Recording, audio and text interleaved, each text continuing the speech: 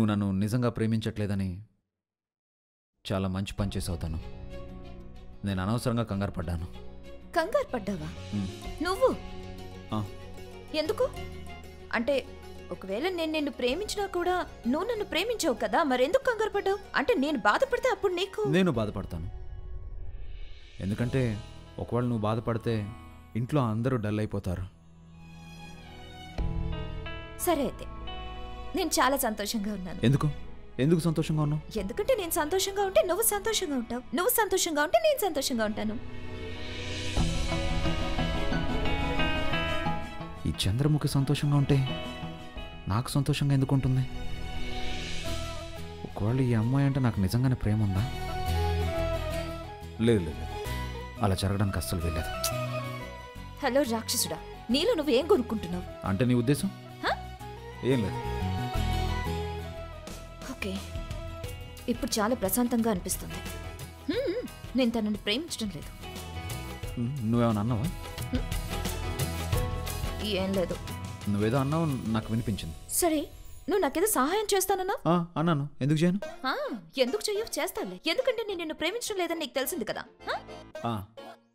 అది చెప్పి నాకు చాలా పెద్ద సహాయం చేసావులే, నన్ను ప్రేమించట్లేదని. సరే, నేను ఒక విషయం అడదా? అడుగు. నీ మూడ్ ఎలా మారింది? ఒకవేళ నీకు నా మాటల మీద నమ్మకం కలిగిందా ఏంటి? ఎందుకు? కింద ఎవరన్నా నీ మాటలు నమ్మారా ఏంటి? అప్పు ఆంటీ గురించి నువ్వు ఇంట్లో వాళ్ళందరి ముందు పెద్ద అబద్ధం చెప్పావుగా. రాక్షసుడా, నేను అబద్ధం చెప్పలేదు. అయితే వెళ్ళి సాక్ష్యం తీసుకురా. ఒకవేళ నువ్వు చెప్పింది నిజం నిరూపిస్తే అందరికంటే ముందు నేనే నీకు తోడుగా ఉంటాను. నిజంగానా? నాకు తెలుసు, నువ్వు ఏది చెప్పినా ఊరికే చెప్పు, దాని వెనక తప్పకుండా ఏదో కారణం ఉంటుంది. పద వెళ్దాం. ఎక్కడికి? కాళీ దగ్గరికి. ఏది నిజమో తెలుసుకోవడానికి ఆవిడ మాత్రం మనకు సహాయం చేయగలరు. ఇప్పుడే వస్తాను. పద. పద.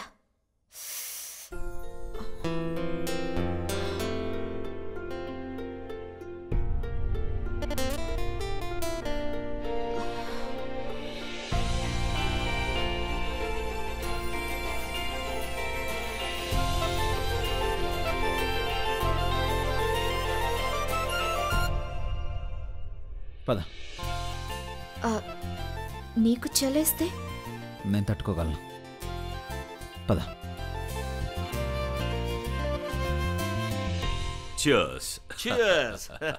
మెల్లగా కాస్త నెమ్మది బావగారు. ఒకవేళ మోహినికి మెలకు వస్తుందేమో. బావగారు, అతి తొందరలో మనం ఖచ్చితంగా ఒక మంచి శుభవార్త వినబోతున్నామేమో అనిపిస్తోంది. అలాగే జరగాలి బావగారు. కానీ మునుపట్లాగా ఎలాంటి చెడు వార్త రాకూడదు. అయ్యగారు, ఒకవేళ అయ్యగారు ఏం జరిగిందో తెలుసా? ఆ రాక్షసుడు మా అన్నయ్యని చంపేశాడు.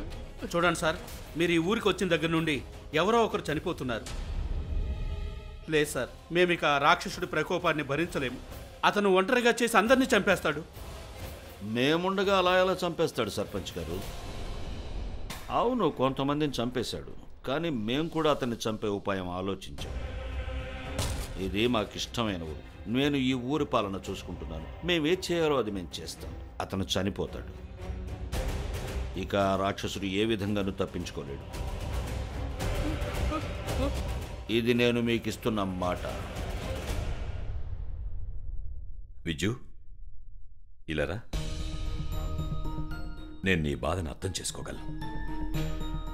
ఇవి తీసుకో. చూడు, ఈ డబ్బు మీ అన్నయ్యని తిరిగి తీసుకురాలేవని నాకు తెలుసు, కానీ అవసరానికి ఉపయోగపడతాయి కదా. అలాగే చూడు, నువ్వేం బాధపడకు. మేమిక్కడున్నాం. పరిస్థితి సర్దుకుంటుంది. వెళ్ళు.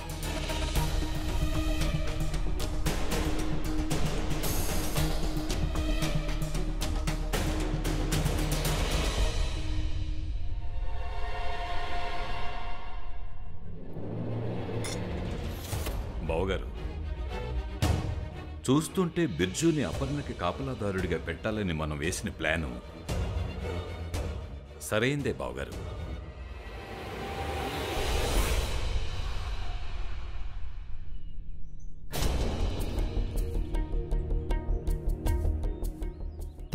నువ్వు బాగానే ఉన్నావు కదా? Rishi, thank you. ఎందుకు? థ్యాంక్ యూ ఎందుకు? నా మీద నమ్మకం ఉంచినందుకు. ఇంతకుముందు ఎప్పుడు కూడా నిన్ను అనుమానించలేదా? నీకొక విషయం చెప్పనా? ఏ రాత్రి అయితే మన పెళ్లి జరిగిందో ఆ రాత్రి నుంచి చాలా కుట్ర జరుగుతుంది. చాలా విషయాలున్నాయి. నాకు అవన్నీ తెలిసాయి రిషి. నేను నీతో చెప్పాలనుకున్నాను, కానీ నాకు చెప్పే అవకాశం దొరకలేదు.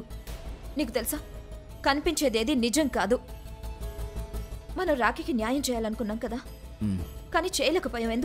ఎందుకంటే సగానికి పైగా విషయాలు నీకు తెలియనే తెలీదు. ఏంటంటే అసలు తను రాక్షసుడు ఎలా అయ్యాడు, అతన్ని ఎలా అంతం చేయగలం, ఎలా నాశనం చేయగలం, అతని దగ్గరికి అన్ని శక్తులు ఎలా వచ్చాయి, మనకి నిజంగా ఏమీ తెలియదు రిషి. అతనేమి సాధారణమైన రాక్షసుడు కాదు రిషి. చాలా విషయాలున్నాయి, చాలా రహస్యాలున్నాయి తన దగ్గర.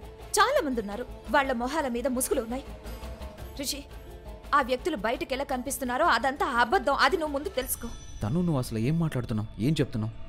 ఎవరు ఎవరు ఎవరి గురించి మాట్లాడుతున్నావు? నీ ఉద్దేశం ఏంటి? రిషి, నీకు తెలుసా మా నాన్న?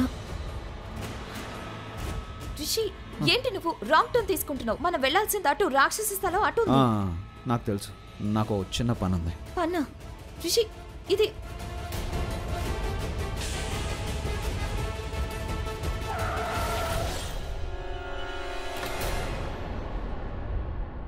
ఏంటి? కారు ఎందుకు ఆపావు నువ్వు? నువ్వు కారులోనే ఉండు, నేను ఇప్పుడే వస్తాను. నాకు చిన్న పని ఉంది. కానీ మనం రాక్షస స్థలానికి వెళ్ళాలి కదా, నువ్వు నన్ను ఇక్కడికి ఎందుకు తీసుకొచ్చావు?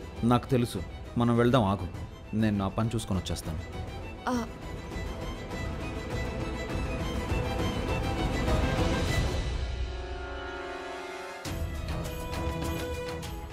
తొందరగా వచ్చే రిషి.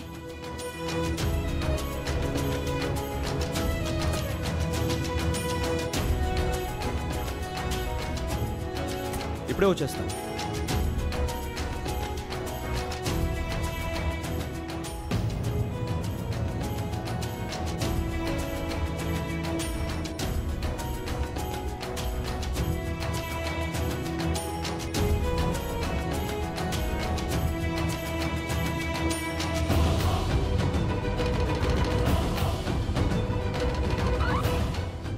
రిషి నన్ను లోపలెందుకు లాక్ చేశాడు? రిషి,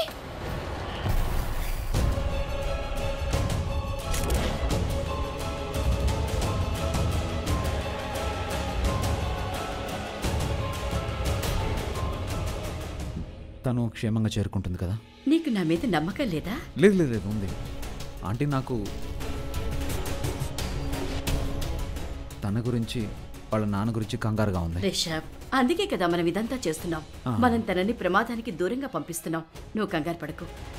నేను వాళ్ళ నాన్నగారిని చాలా జాగ్రత్తగా అంబులెన్స్ లో వాళ్ళ ఇంటికి పంపిస్తాను. Okay okay. అలాగే తనూజని కూడా నేను సరైన స్థలానికి పంపిస్తా. ఇవ్వు, తాళాలివ్వు. రిషి, నన్ను మోసం చేశావు. ఎందుకు? నన్ను ఇలా లాక్ చేయడానికి నీకెంత ధైర్యం వచ్చింది?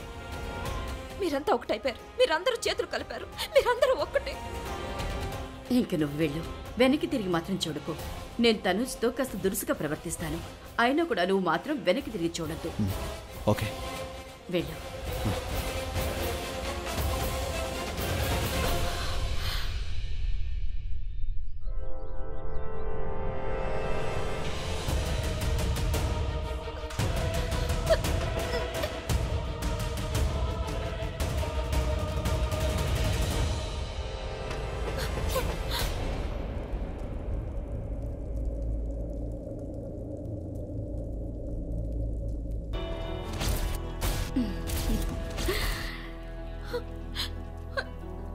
తనూజ వెళ్ళిపోతుంది, కానీ అతనెందుకు రాడు?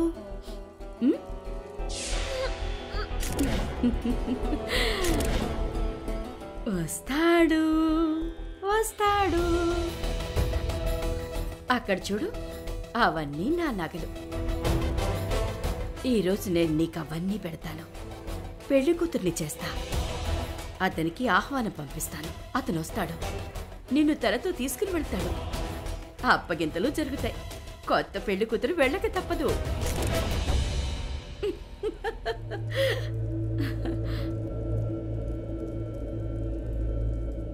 ఈ హారం, ఈ సింగారం, ఇవన్నీ తీసుకున్నావు కదా ఆ రాక్షసుని పిలవటానికి, అతన్ని చంపటానికి. ఇవన్నీ పెట్టుకుని నువ్వు రిషబ్ని పెళ్లి చేసుకున్నావు కదా. ఇలా జరుగుతుందని పెళ్లి కూతురుగా మారావు కదా. ఈ రోజు నువ్వు నీ కన్న కలలు తప్పకుండా నెరవేరుతాయి. హాయ్, ఈ అందాల పెళ్లి కూతురి అందం చూసి నేను చచ్చిపోతా. ఛీ, నేనెందుకు చావాలి? ఇప్పుడు చావపోయేది నువ్వు. ఈరోజు ఒక దెబ్బకి 2 పిట్టలు రాలుతాయి. నీతో పాటు నీ అతి తెలివితేటలు శాశ్వతంగా ముగిసిపోతాయి. ఇక నీ కథ ముగుస్తుంది, అతని కథ కూడా ముగుస్తుంది. అసంపూర్ణమైన మీ ఇద్దరి కథ ముగిసిపోతుంది. నిన్ను చంపటానికి అతను ఇక్కడికి వస్తాడు. నేనంటే నేను ఇక్కడ అతన్ని చంపుతాను. అతను ఇక్కడ మాత్రమే చావగలడు. అందుకే నేను ఇక్కడికి రప్పించబోతున్నాను. అతను ఇక్కడికి వస్తాడు ఎందుకంటే నేను ఇక్కడున్నాను. కానీ పెళ్లి కూతురివి నువ్వు మారతావు కనుక అతని దృష్టి అంతా నీ మీదే ఉంటుంది. అతను నీ మీద దాడి చేస్తాడు, మరి నేను ఇక్కడ అతని మీద దాడి చేస్తాను. నువ్వు చేస్తావు, అతను చేస్తాడు. ఇక కథ నేను మొదలు పెడతాను. ఈరోజు ఆ కథకి ముగింపు కూడా నేనే ఇస్తాను. మొదలైపోయింది. ఇదే అంతానికి మొదలు.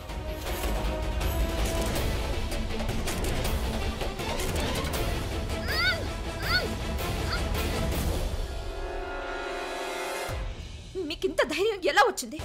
మీరు నన్ను బలి చేస్తారా? ముందు అతన్ని, ఇప్పుడు నన్ను. నాకు తెలుసు, మొదటి నుంచే నాకు తెలుసు, మోసం చేసిన ఆ అమ్మాయి మీరే. మీరే అతన్ని మోసం చేశారు, మీరే అతన్ని చంపేశారు కూడా. ఏంటి ఏం చేస్తున్నారు మీరు? మీకేమనిపిస్తుంది? నన్ను పెళ్లి కూతురులా మార్చి ఈ ఊరికి తిరిగి సంతోషాన్ని తీసుకురాగలరా? మోసంతో ఆ రాక్షసుడిని చంపుదాం అనుకుంటున్నారా? లేదు, ఈ కథ మీతో ప్రారంభమైంది, మీ మోసంతో ప్రారంభమైంది, అలాగే మీతోనే అంతం అవుతుంది. వదలండి నన్ను. అతనికి నేను కాదు, మీరు కావాలి. అతను వస్తాడు, తిన్నగా అతను మీ మీద దాడి చేస్తాడు. లేదు, అతను మీకోసం ఎదురు చూస్తున్నాడు. మీరు ఇక్కడికి వచ్చారు కదా, మీరు ఇక్కడికి వచ్చారని అతనికి తెలుసు. అతను నా వైపు చూడడు, మిమ్మల్ని చూస్తాడు, మిమ్మల్ని చంపుతాడు కూడా. లేదు, అతను నిన్ను చూశాడు. చివరిసారిగా అతను చూసిన పెళ్లి కూతురు నువ్వే కదా. అతడి దాడి నుంచి తప్పించుకున్నావు. అతను వస్తాడు, నీకోసం తప్పకొస్తాడు. అతనికి నువ్వు కావాలి. తను లేదు, అతనికి నేను అవసరం లేదు. అతనికి మోసపోయిన అతని ప్రేమ కావాలి, మీరు కావాలి. ఎందుకంటే మీరే అతన్ని మోసం చేశారు. అసలు నీకేం తెలుసు సంజయ్ గురించి? ఏమనిపిస్తోంది నీకు? అతను దేవుడనా? పేదల్ని ఉద్ధరించేవాడనా? ఈ ఊర్లో గొప్ప మహనీయుడనా? ఆయన మంచివారే, కానీ మీరే ఆయన్ని చంపేశారు. మోసం చేసిన ఆయన భార్య మీరే. అతని భార్య కావటం అంటే అర్థం ఏంటో తెలుసా? ఎలా తెలుస్తుంది? నీకు ఆయన గురించి ఏం తెలుసు? అతని స్వరూపం గురించి తెలియచేయటానికి అతని భార్యలెవరూ ప్రాణాలతో లేరు. భార్యలా?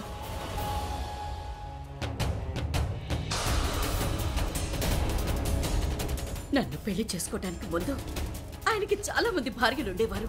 అతను వాళ్ళందరినీ చంపేశాడు. పాప అమాయకులకు ఆ విషయం కూడా తెలీదు. అతను ఒక బ్రహ్మ రాక్షసుడని. బ్రహ్మ రాక్షసుడా? కాదు, అతన్ని బ్రహ్మ రాక్షసుడిగా మీరు మార్చారు. ఈ అమ్మాయికి అంతా తెలుసు. ఇప్పుడు నేను ఒక కొత్త కథ చెప్పాలి. నిందలన్నీ ఆ బ్రహ్మ రాక్షసు మీద వెయ్యాలి. అప్పుడే ఈ అమ్మాయి నన్ను క్షమించగలదు. నేనతన్ని బ్రహ్మరాక్షసుగా మార్చానా? వెళ్ళి అతని మొదటి భార్య ఇంటి వాళ్ళని అడుగు. ఆమెను అతను ఎంత నిర్దాక్షిణ్యంగా చంపేశాడో, అలాగే రెండో భార్య ఇంటికెళ్ళి అడుగు. అతను ఏ విధంగా ఆమెను చెట్టుకి ఉరివేసి చంపాడో. అతను నన్ను కూడా చంపేవాడే, కానీ నేను అక్కడి నుంచి వెళ్ళిపోయాను. మీరు చెప్పేదానికి అర్థం ఏంటంటే మీరు అతని నుంచి తప్పించుకొని వెళ్ళిపోయారు. అవును, నేను తప్పించుకు వెళ్ళిపోయాను. అందుకే నేను ప్రాణాలతో ఉన్నాను. అందుకే నేను ఇక్కడ నుండి దూరంగా వెళ్ళిపోయి మళ్ళీ ఎప్పుడు ఇక్కడికి తిరిగి రాలేదు. రాఖీ పెళ్లికి కూడా రాలేదు. కానీ మరి అతని చావు ఎలాగూ రావాలి కదా.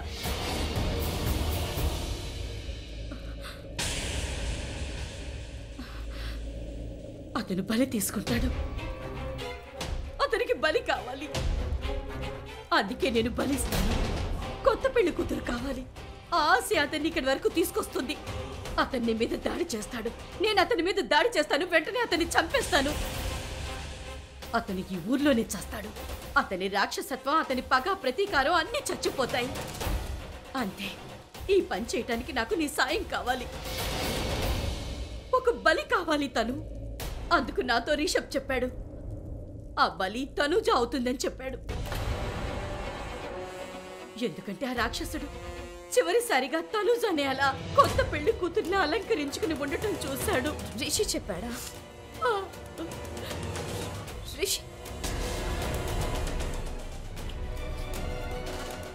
రిషి చెప్పాడా?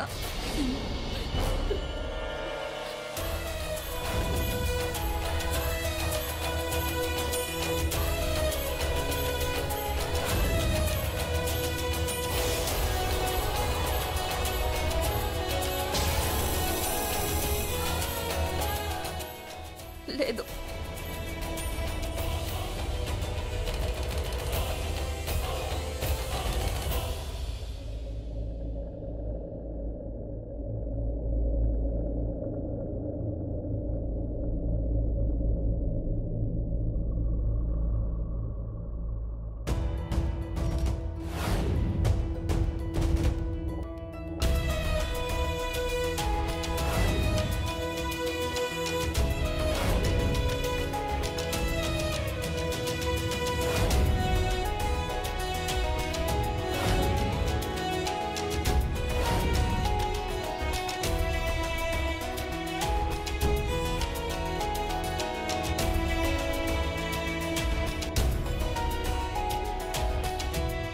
నేను చేస్తున్నదంతా తను మంచి కోసమే చేస్తున్నాను.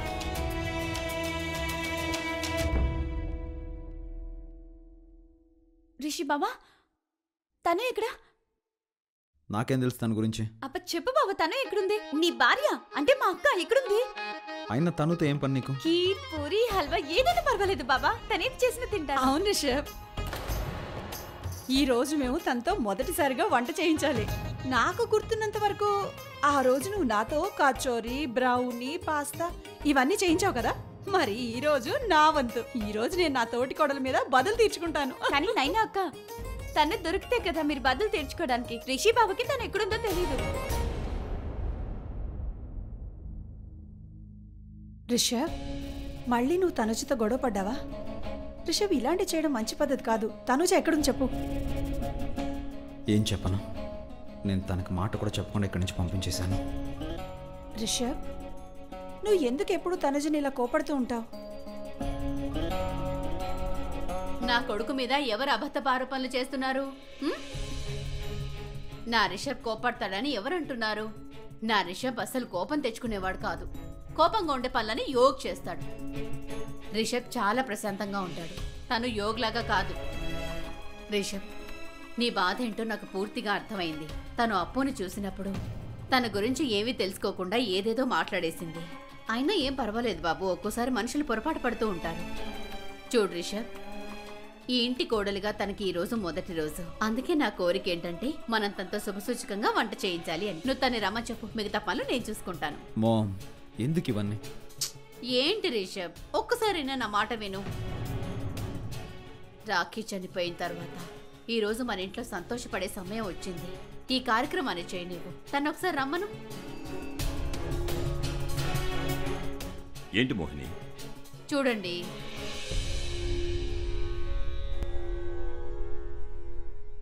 వీళ్ళందరూ తను ఇంట్లో వెతుకుతున్నారు. కానీ తను ఈ పాటికి కమలాపురం దాటి చాలా దూరం వెళ్ళిపోయి ఉంటుంది.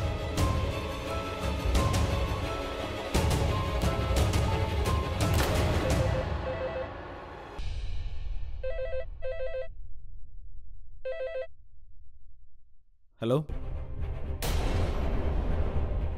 ఏంటి అలా ఎలా జరుగుతుంది? తను వెళ్ళిపోయింది కదా. తను వాళ్ళ నాన్న హాస్పిటల్లో ఉన్నారు.